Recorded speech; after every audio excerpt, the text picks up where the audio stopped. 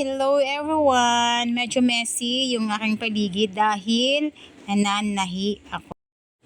As you can see, I have lots of pouches na gawa with my own version, my own style, my own design.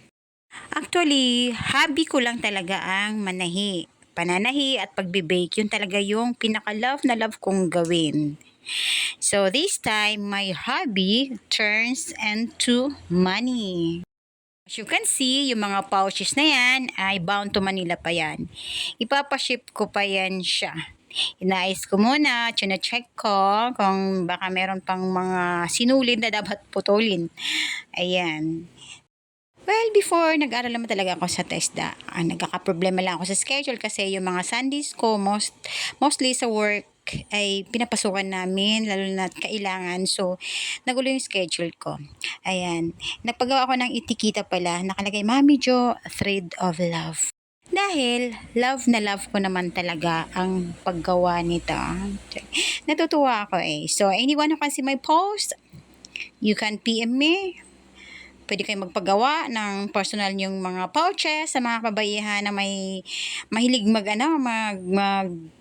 mga kaabubot-abubot nila. Ito may mga lagayan. And I'm telling you na yung aking tela na ginamit ay Canadian cotton. Matibay kasi siya kaya gusto ko at saka medyo makapal. Ayan. Hindi lang yan yung ginagawa ko eh. Gumagawa ko ng mga string bag, pencil case, ayun, tote bag, gumagawa ko. And to my friends out there, kung saan man kayong sulok ng Pilipinas naroon, alam nyo na kung anong gift ko sa inyo. Makakarating po kahit saan man kayo. Basta, PM me. Sa mga may gusto magpagawa, you can PM me para sa mga sizes na gusto nyo kasi depende yon sa ipapagawa. Uy, ang aking bantay. Ang pangalan ng aking monkey ay si Kala. Akala mo lang. Pero mahal talaga kita. Oh my God.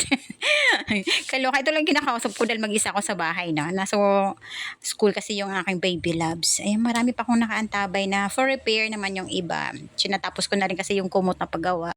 At gumagawa din ako ng mga bed sheets na may free siya na pillowcases in different sizes yan. May single bed sheets, double, family size, king, and queen sizes. Just PM me guys. Okay, have a nice day.